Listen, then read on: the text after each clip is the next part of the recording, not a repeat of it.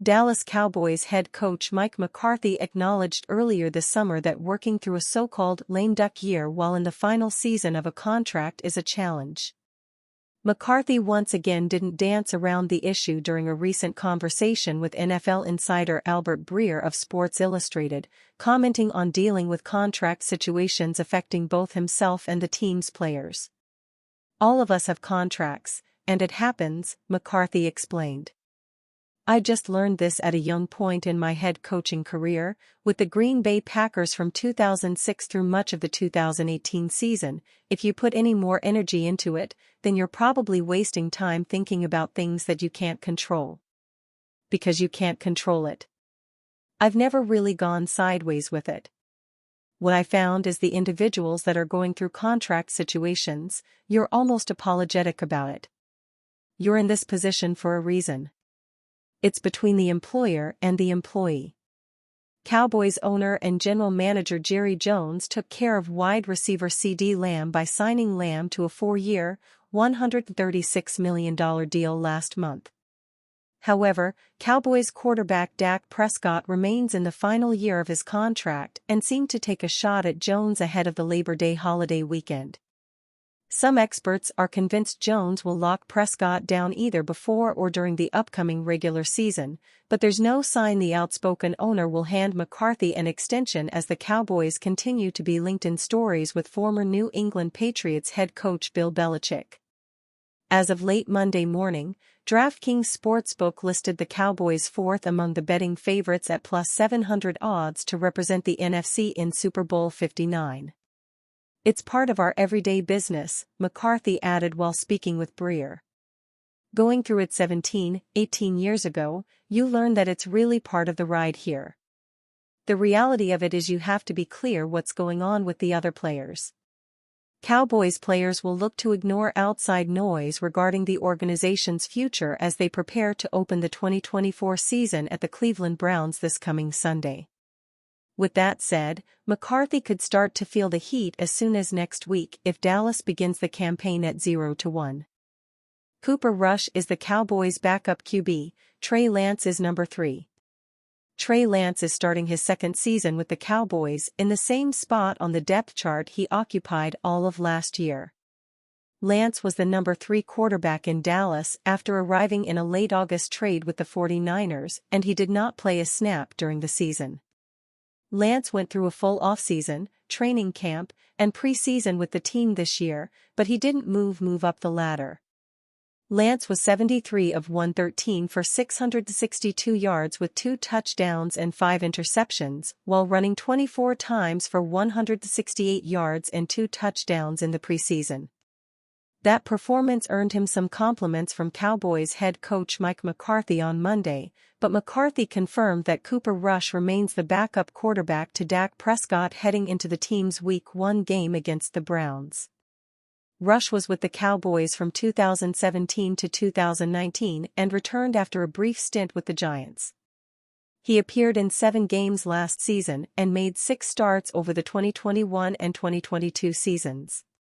Unless things go off track for the Cowboys, those preseason snaps might be the last impression Lance gets to make on the field before becoming a free agent in 2025, and that doesn't bode well for the 3rd overall pick of the 2021 draft getting a shot at a starting job. Dak Prescott to sign with Cowboys rival, to stick it to Jerry Jones? Florio's goofy prediction. Dak Prescott to leave Dallas Cowboys for rival, to stick it to Jerry Jones? Florio's goofy prediction. There are a lot of reasons to think Dak Prescott might play out the 2024 season without agreeing to a contract extension with the Dallas Cowboys and become a free agent in the spring of 2025. In fact, off the top of our heads, we have think of $60 or $70 million reasons per year why.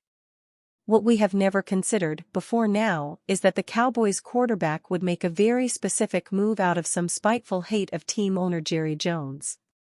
Leave it to ProFootballTalk.com conspiracy theorist/mind reader Mike Florio to invent that one. Florio is soft projecting Dak's very specific move from Dallas to the Pittsburgh Steelers. Would Pittsburgh pay Dak market value? Dak could choose to go to a team and a coach for less than market value, Florio writes. After having Jerry Jones try to persuade him for years to take less than he could get elsewhere, Dak could stick it to the Cowboys by choosing to take less from one of their biggest AFC rivals. There is nothing new about the idea of connecting the Steelers, who have QBs Russell Wilson and Justin Fields both on expiring contracts, to Prescott. What's new here is Florio's out-of-blue invention of Prescott'S motivation. But Florio commits 3 loony goof-ups here. 1. Florio's assertion that Jones has lowballed Dak is factually wrong.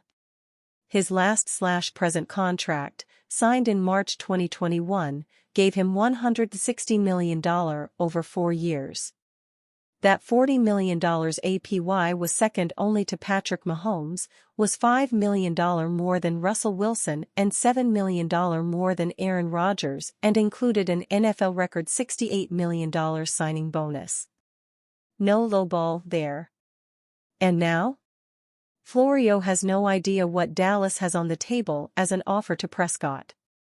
Would Dallas like to persuade him, take less than he could get elsewhere?